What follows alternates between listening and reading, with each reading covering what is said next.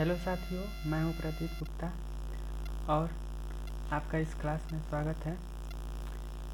जैसा कि हमने कंपाउंड इंटरेस्ट का पार्ट 1 पढ़ा दिया है, आज हम देखने जा रहे हैं पार्ट 2।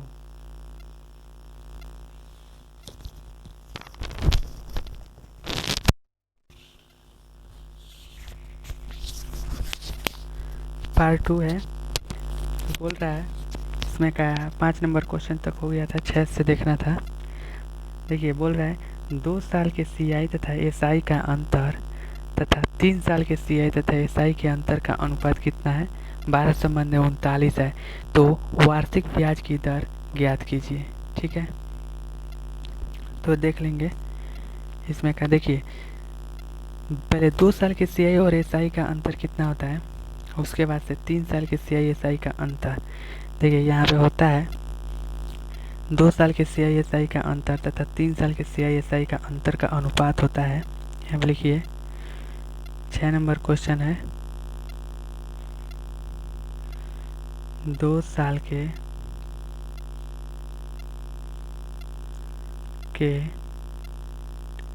CI तथा SI का अंतर। यहाँ पर देखिए, 2 साल के CI तथा SI का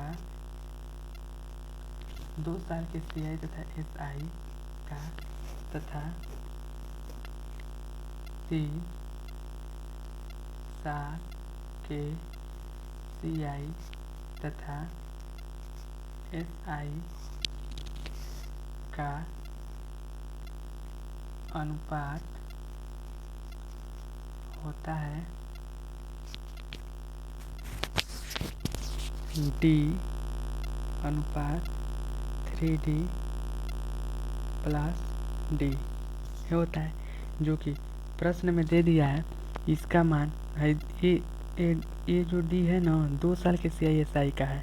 2 साल के CI SI का अनुपात कितना है, 12। और 3 साल का ये क्या है, 3 साल के CI SI का अनुपात।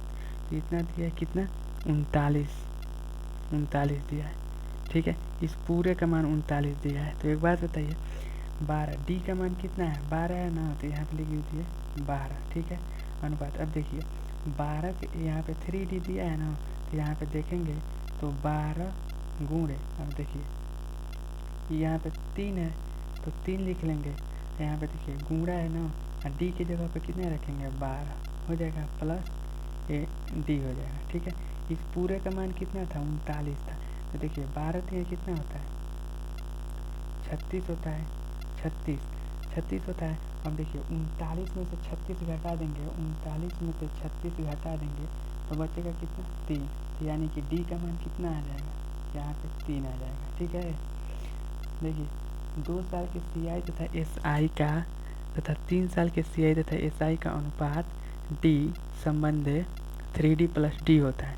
तो 2 साल के CI SI का अनुपात 12 है और 3 साल के CI SI का अनुपात 39 है। तो यहाँ पे देखिए, अब हमको ये मालूम करना है कि यहाँ पे 3D का मान कितना है और स्मॉल d का मान कितना है। ठीक है, तो यहाँ पे देखिए 12 है इसका मान, तो यहाँ पे 3D था तो 3 गुणे 12 कर देंगे या प्लस d हो जाएगा। तो यहाँ पे कितना आ गया, 12 संबंध है 36 प्लस 3, यानी कि ये 3D का मान कितना, 36, और d का मान कितना हो गया, 3 हो गया। ठीक है, तो ये पूछ रहा है कि वार्षिक ब्याज की दर ज्ञात कीजिए, वार्षिक ब्याज की दर ज्ञात कीजिए। ठीक है, यहाँ पे देखिए ये 3 है ना, तो इसी का मान पूछता है, यही लास्ट में आता है। ठीक है, D का मान, तो यहाँ पे 3 हो जाएगा। ठीक है, और कितने पे, 12 पे।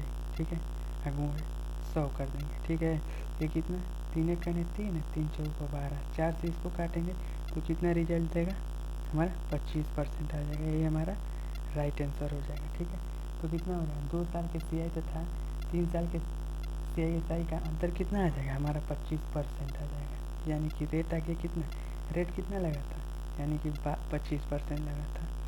इसी तरह से अब हम लोग अगला क्वेश्चन देख लेंगे।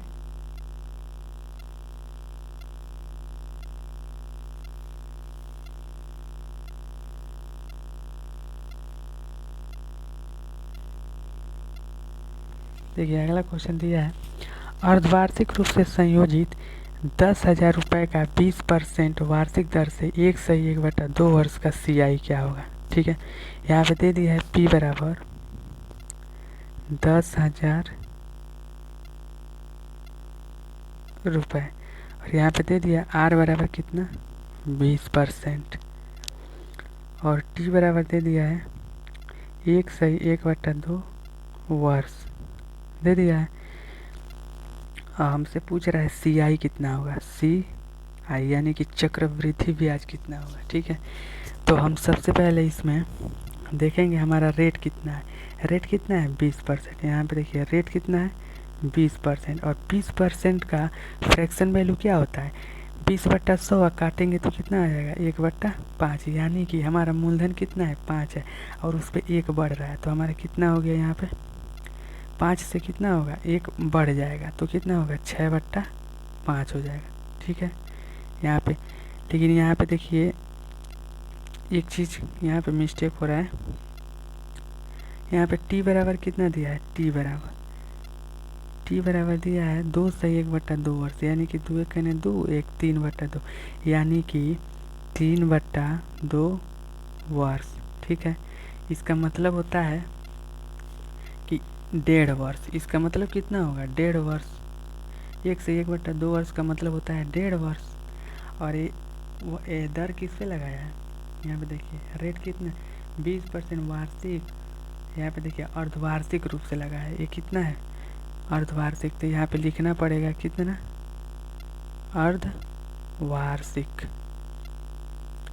अर्धवार्षिक यानी कि 6 महीने पे ब्याज दे रहा है। कितने महीने पे 6 महीने पे ब्याज दे रहा है। ठीक है, तो यहाँ पे देखिए बोला है कि 20% वार्षिक है, यानी कि 12 माह का ब्याज कितना है 12 माह का ब्याज।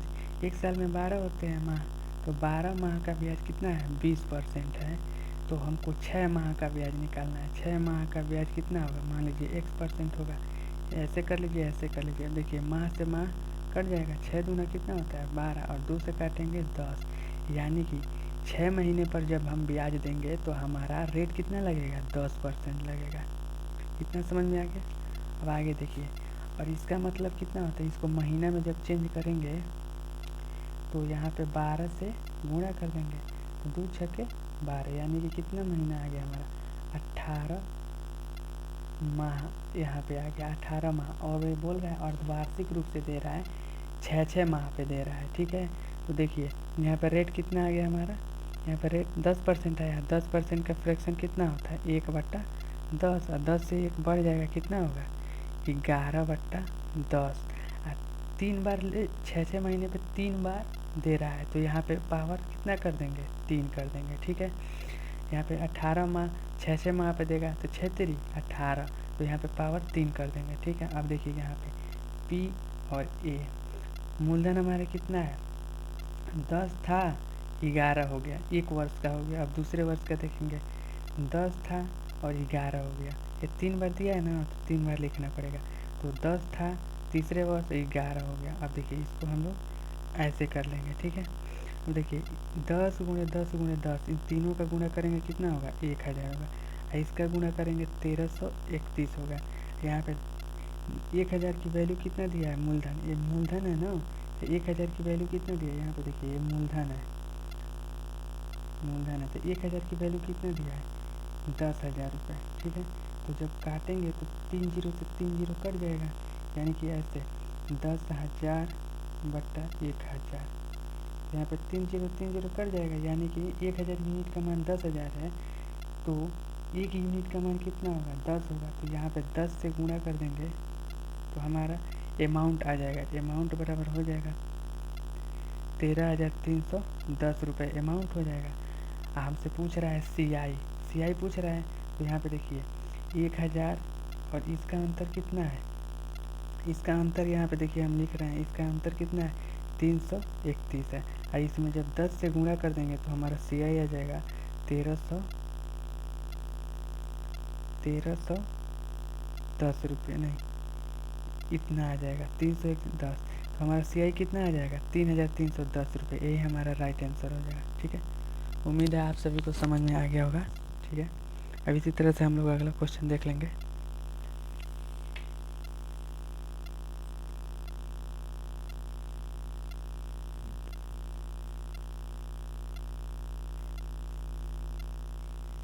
देखिए अगला क्वेश्चन बोल रहा है तिमाही रूप से संयोजित 6000 रुपये का 40% वार्षिक दर से 9 माह का CI क्या होगा। देखिए यहाँ पे दे दिया है कितना, P बराबर 6000 रुपये, R का मान कितना दिया है, R का मान कितना दिया है 40%, और देखिए तिमाही रूप से संयोजित हो रहा है। ठीक है, 40% वार्षिक बोल रहा है, रेट कितना 40% पर एनम लगाया है। ठीक है, मतलब 1 साल का ब्याज कितना है, 1 साल का चक्रवृद्धि ब्याज कितना है 40% है।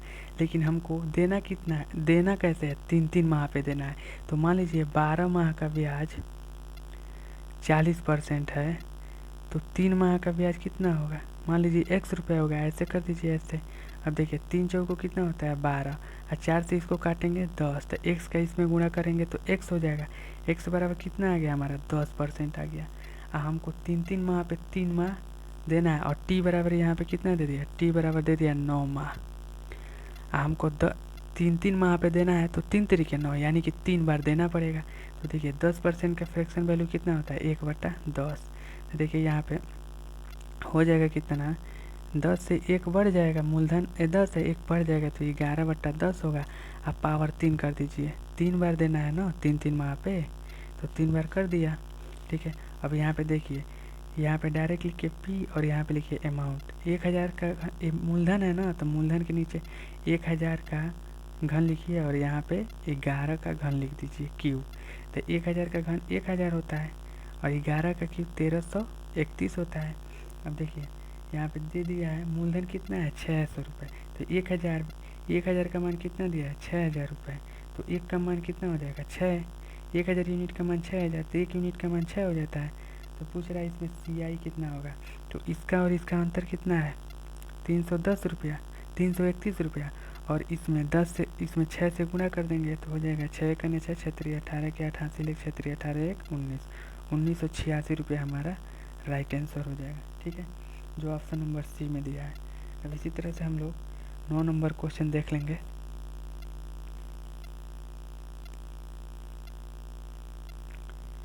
नौ नंबर क्वेश्चन कह रहा है 21,600 रुपये की धनराशि को 16 से 2/3% वार्षिक CI की दर से 2 वर्ष 73 दिन के लिए एक बैंक में जमा किया गया, तो बताइए 2 वर्ष 73 दिन के बाद CI कितना होगा।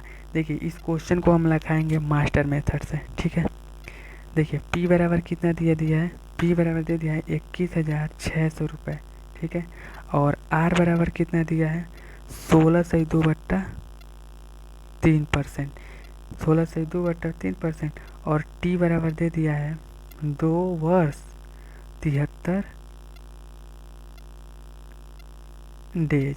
ठीक है, तो यहाँ पे देखिए R का मान कितना दिया है, R का मान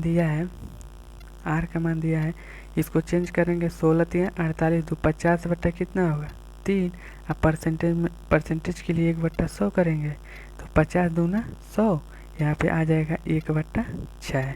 ठीक है, तो यहाँ पे देखिए सबसे पहले लिखेंगे मूलधन, P का मान कितना दिया है 21,600 रुपये। ठीक है, अब देखिए 2 वर्ष 3 माह बोला है ना, तो पहले वर्ष का इसका 1/6 निकालेंगे, इसको सॉल्व करके यहाँ पे लिखेंगे 1/6, तो 21,000 का 1/6 कितना होता है 21,600 का 1/6, 6 3 18, 3 बचा 6 6 का 36 है 2 0, यानी कि 3600 में 1 का गुणा करेंगे 3600 होगा, तो यहाँ पे कितना आ जाएगा हमारा 3600।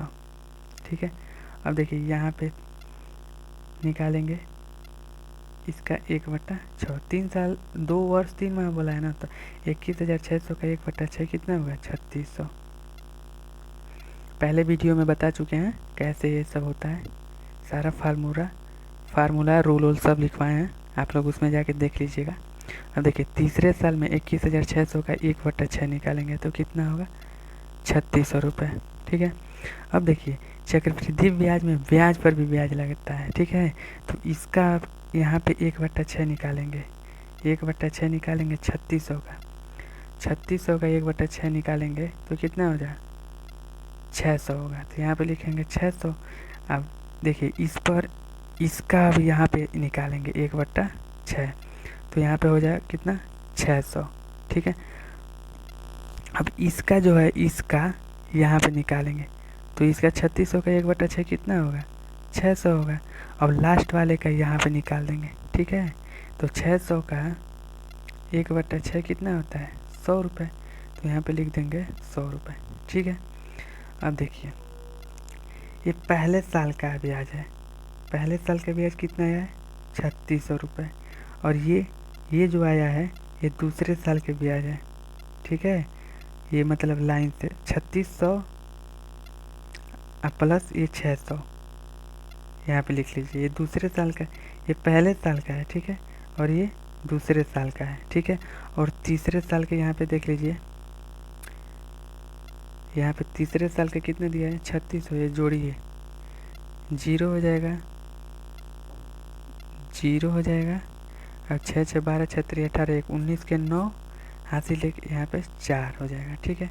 तो एक बात बताइए, पहले साल का ब्याज 2 वर्ष बोला है, 2 वर्ष 73 दिन, तो पहले साल का ब्याज 3600, दूसरे साल का ब्याज इतना हो जाएगा 3600 प्लस 600, और तीसरे साल 4900 दे रहा है, लेकिन तीसरे साल का हमको 73 दिन का निकालना है। तो एक बात बताइए 12 माह का ब्याज इसको मिटा देते हैं, ठीक है। 12 माह का ब्याज 12 माह में कितना दिन होता है 365 दिन। मान लीजिए 365 दिन का ब्याज कितना दिया है 4900, तो हमको 73 दिन का चाहिए, मान लीजिए 100 रुपये होगा। 365 दिन का ब्याज 49 रुपये दिया है 4900, तो 73 दिन का मान लीजिए 1, 73 से काटेंगे इसको 5 बार में कट जाएगा। अब 5 से इसको काटेंगे तो 5 9 45, 5 8 40, 0 980 रुपये आ जाएगा। 1 से बराबर कितना आ गया 980 रुपये। तो यहाँ पे अब लिखेंगे टोटल CI कितना होगा, तो CI बराबर हो जाएगा 3600 प्लस ये जोड़ेंगे तो 0 0 6 6 12 2 हासिल 1 3 1 4 4200 प्लस यहाँ पे आ गया, अब यहाँ पे कितना आ जाएगा 980 रुपये, ठीक है। तो देखिए यहाँ पे सबको जोड़ेंगे तो कितना होगा, जोड़ेंगे यहाँ पे सबको जोड़ने पे यहाँ पे जगह नहीं है तो इसको मिटा देते हैं और यहाँ पे जोड़ देते हैं, सबको कितना होगा देख लीजिए। देखिए 3600, उसके बाद से 4200, उसके बाद से 980, इसको जोड़ देंगे 0 8 6 2 8 9 8 17 का 7 हासिल 1 4 3 7 1 8, यानी कि 8780 रुपये हमारा राइट आंसर हो जाएगा, जो ऑप्शन नंबर ए में दिया है, ठीक है। ये आंसर हो जाएगा, ठीक है। इससे आसान मेथड कोई नहीं होता है, क्योंकि ये लास्ट स्टेज था इसका, ठीक है। कहीं पर भी देखेंगे इससे आसान ट्रिक नहीं मिलेगा, ठीक है। इसी तरह से अब हम लोग अगला क्वेश्चन देख लेंगे।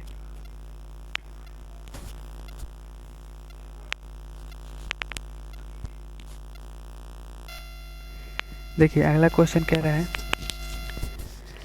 2000 रुपये की धनराशि को पहले वर्ष के लिए 4% तथा दूसरे वर्ष के लिए 3% CI की दर से 2 वर्ष के लिए एक बैंक में जमा किया गया, तो बताइए 2 वर्ष बाद CI कितना होगा।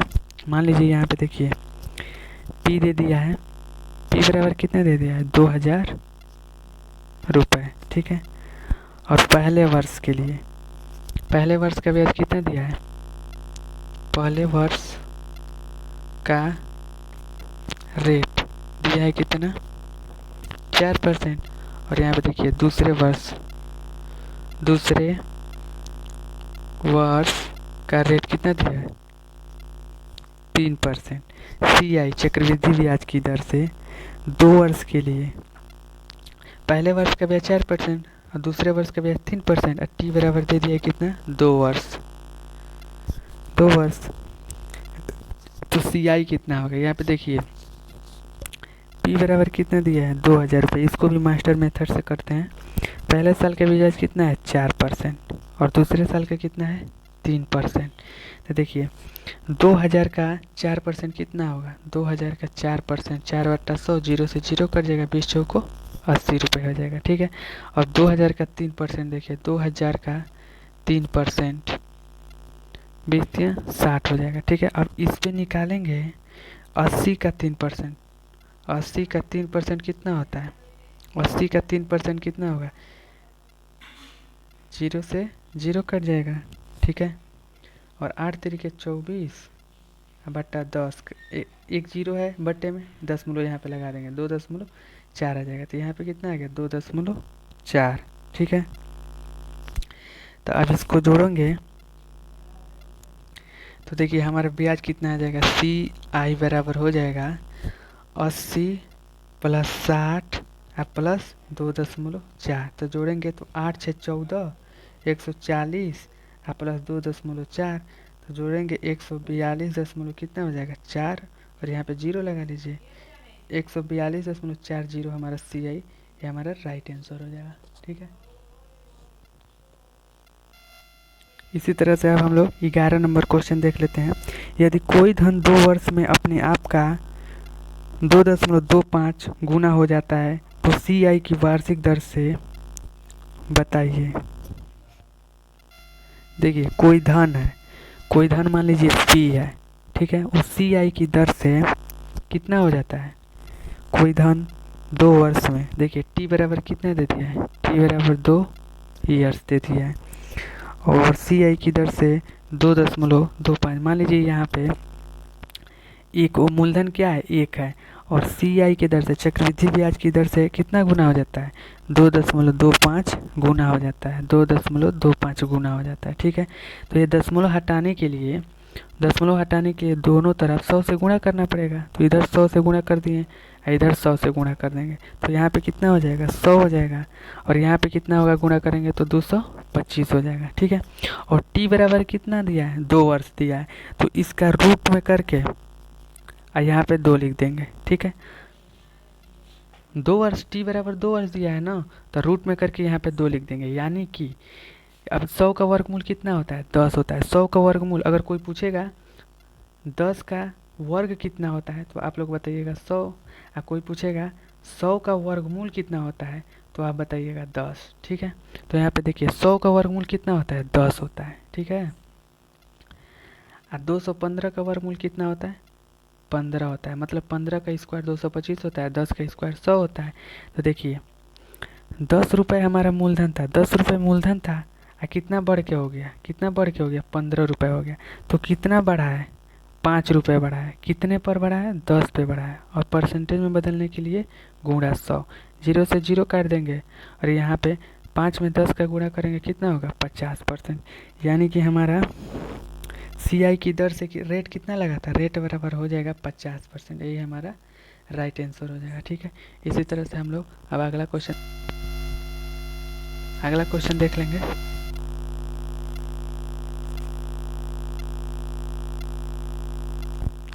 अगला क्वेश्चन दिया है, यदि कोई धन 2 वर्ष में, देखिए यहाँ पे 12 नंबर, यदि कोई धन 2 वर्ष में अपने आप का 1.44 गुना हो जाता है तो CI की वार्षिक दर बताइए 2 वर्ष में। T बराबर कितना दिया है 2 वर्ष, और कोई धन P है, अमाउंट बन रहा है, कोई धन मान लीजिए 1 है, इसका कितना हो रहा है 1.44 गुना हो जा रहा है। तो 1.44, 1 का 1.44 गुना कितना होगा 1.44 होगा, ठीक है। तो यहाँ पे देखिए 0.2 स्थान पे है, दशमलव हटाने के लिए दोनों तरफ 100 से गुणा करेंगे, ठीक है। यहाँ पे हो गया, तो यहाँ पे कितना हो जाएगा 100, यहाँ पे कितना होगा 144, और देखिए T बराबर 2 वर्ष दिया है, तो यहाँ पे वर्गमूल कर देंगे, इसमें 2 भर देंगे, ठीक है।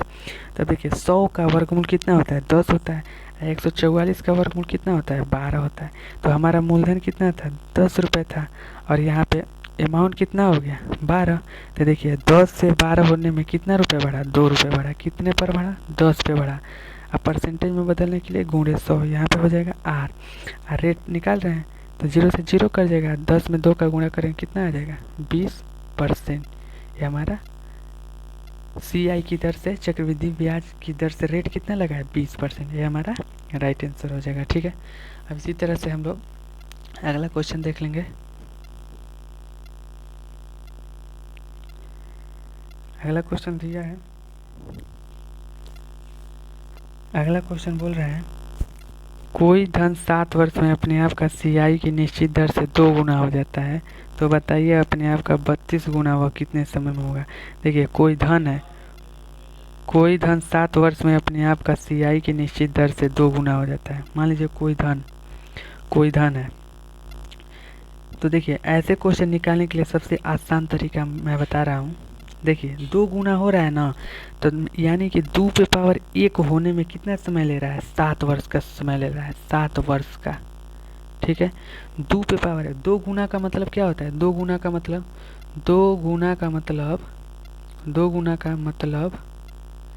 2 पे पावर 1, तो 2 पे पावर 1 होने में कितना टाइम ले रहा है, 7 वर्ष का टाइम ले रहा है, क्वेश्चन में बोल रहा है। ठीक है, तो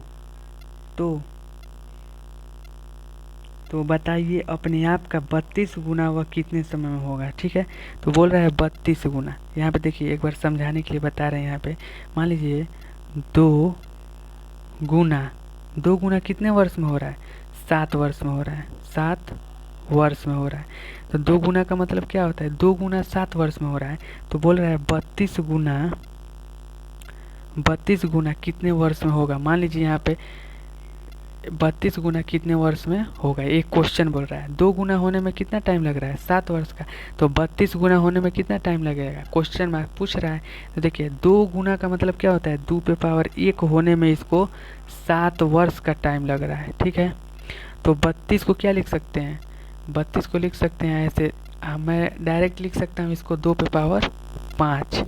ठीक है, लेकिन 32 को देखिए 2 गुणे 2 गुणे 2 गुणे 2 गुणे 2, 2 दूना 4 दूना 8 दूना 16 दूना 32, 2 कितनी बार लिखा है, 5 बार, तो 2 पे पावर 5 लिख सकते हैं। ठीक है, तो यहाँ पे देखिए 2 पे पावर 5 होने में कितना टाइम लगेगा, तो यहाँ पे 7 है ना, तो 7 से गुणा कर देंगे, 7 बचे कितना होता है 35 वर्ष, 35 वर्ष, ये हमारा राइट आंसर हो जाएगा। ठीक है, देखिए 2 पे पावर 1 होने में 7 वर्ष का समय लग रहा है, तो 2 पे पावर 5 होने में यानी कि 32 गुना होने में, देखिए यहाँ पे इसका मतलब है, ये इसका मतलब है। ठीक है, 2 पे पावर 5 होने में 7, यहाँ पे जो आया है 7 वर्ष ना, इससे 5 में गुणा कर देंगे तो 35 वर्ष हमारा आंसर हो जाएगा। ठीक है, अब इसी तरह से हम लोग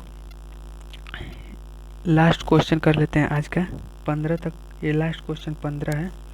यदि कोई धन 5 वर्ष में अपने आप का CI की निश्चित दर से 3 गुना हो जाती है। ठीक है, कोई धन है जो CI चक्रवृद्धि ब्याज की दर से कितने गुना हो जा रही है, 3 गुना हो जा रही है। देखिए 5 वर्ष में बोल रहा है, 5 वर्ष में अपने आप का CI की निश्चित दर से 3 गुना हो रही है कितने वर्ष में, 3 गुना होने में 5 वर्ष का टाइम लग रहा है। ठीक है, तो बोल रहा है 81 गुना वह कितने समय में हो जाएगी, 81 गुना कितने समय में हो जाएगी, एक क्वेश्चन मार्क, यही आप लोग का क्वेश्चन है। ठीक है, तो देखिए 3 गुना का मतलब क्या होता है, 3 पे पावर 1 होने में 5 वर्ष का टाइम लग रहा है, 5 वर्ष का टाइम लग रहा है, तो 81 गुना होने में, तो देखिए देखिए 81 को क्या लिख सकते हैं, देखिए 3 3 के 9 दूना 18, 3 का घन कितना होता है, 3 का घन 27 होता है। देखिए 3 गुणे 3 गुणे 3 गुणे 3 लिख सकते हैं ना, 3 3 के 9, 9 3 27 थे 81, तो 3 कितनी बार आया है, 4 बार, तो 3 पे पावर 4 लिख सकते हैं। ठीक है, तो यहाँ पे देखिए 3 पे पावर 4 होने में कितना टाइम लगेगा, तो यहाँ पे 5 है ना, तो 5 से गुणा कर दीजिए, तो 5 चौको कितना होता है, 5 गुणे 4 बराबर कितना होता है, 20 वर्ष का टाइम लगेगा।